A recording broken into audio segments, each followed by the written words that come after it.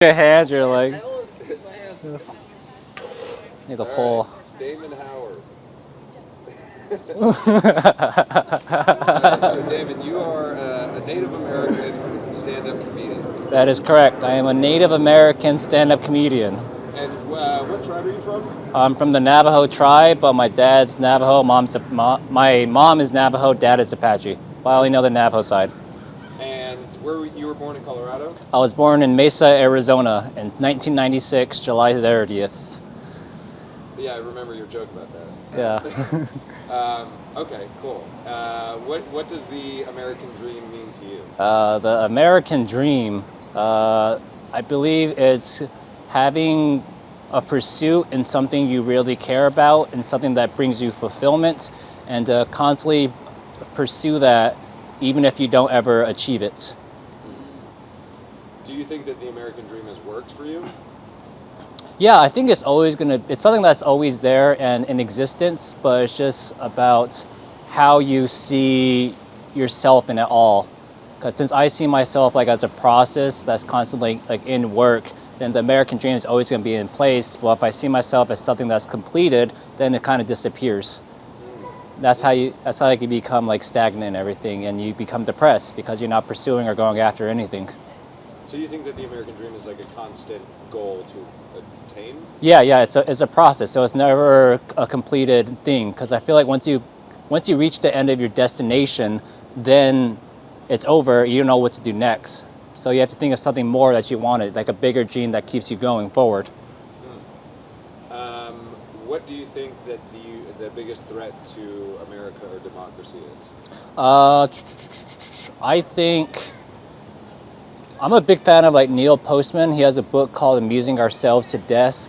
And that's basically when we choose to go after amusement or like pleasure instead of the things that really matter. So say something like instant gratification. So we get that from social media. People have like porn addictions. People have like drug addictions. We choose pleasure for the immediacy and the euphoria we get from it instead of actually going after the things that are like, they're hard to do. They like make us struggle. They make us sweat and we don't want to do them. But those are things that are more fulfilling in the long run. So that could be like, going after, say you want a degree in engineering, but you have to go to school to do that. But putting in that work, that's what makes this fun. But the danger is when we choose the pleasure over doing the work. Because we think the pleasure is the goal, but really the work is where you find joy and fulfillment. That's a good answer. What's the best way to deal with that threat? I think it just starts by, you have to embrace the mindset of doing stuff that makes you feel uncomfortable and realize that that stuff is what makes you happy.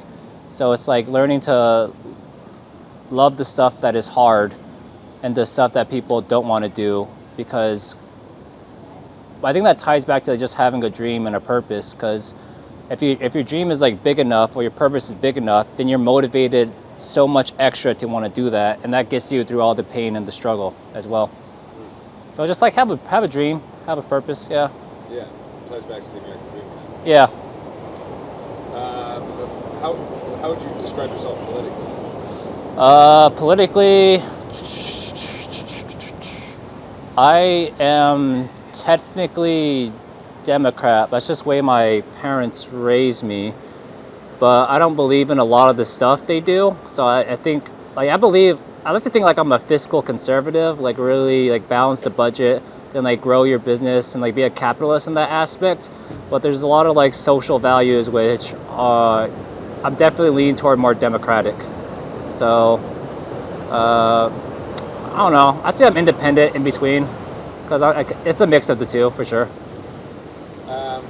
What do you love the most about America?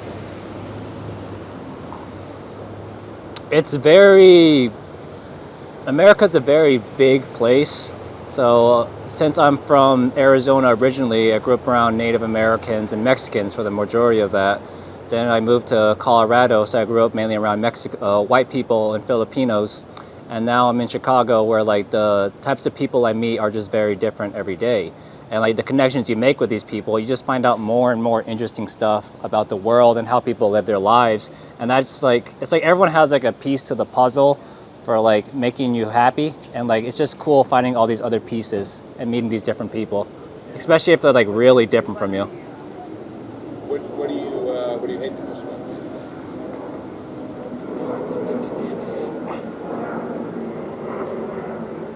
I think there's an ignorance in America where we feel that it's okay, and we pride ourselves on like individuality, and like we'll make it by ourselves, and like it's by myself I'll do this, but really that's kind of the exact opposite, I think, for how you become successful.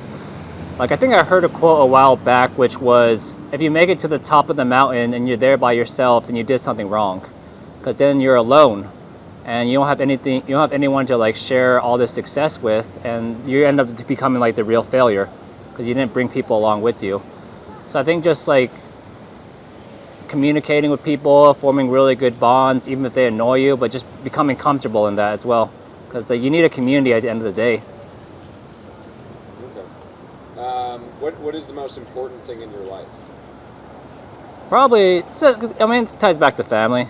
Yeah, like if I ever have to like do a hard workout or something I don't want to do, which is painful for me, I just like remember, oh, my mom, she gave me her love. My brother, he gave me his love.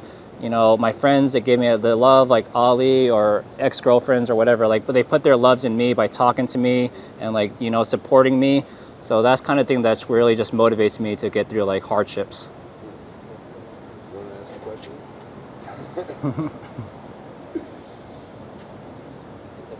So.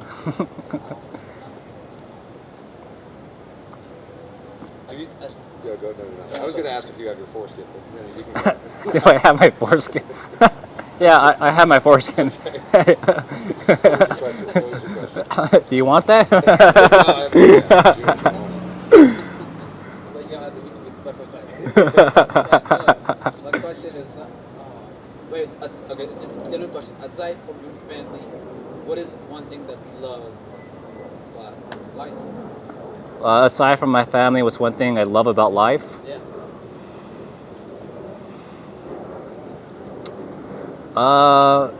I like the definition of, like, the Japanese have like a tea ceremony, which is the idea of letting everything be natural. So if you try too hard to make things perfect, then it comes out ugly. So really, like, true beauty is just something that is, like, it just exists. So I really like that definition of beauty, and just like seeing things for how they are, because that's really, it just like brings you fulfillment, because there's nothing forced. It is what it is, and that's what makes something beautiful. That's what makes art beautiful. Like nature, it's just, that tree is just gonna stand there the way it stands there. So the fact that you can just notice that and appreciate that, then it's, I don't think people notice that stuff. Like, there's something so, even though there's a lot going on right there, but like no one notices that. And I try to like pick up on those things and just like focus on what's going on, and that gives me a lot of pleasure. So the small things, I guess, I love the small things. Yeah. That's awesome. Any final words, final thoughts? I don't know. Support Jacob Jonas at Instagram at jacob_jonas.com. I don't know. I don't know. That's all. Yeah.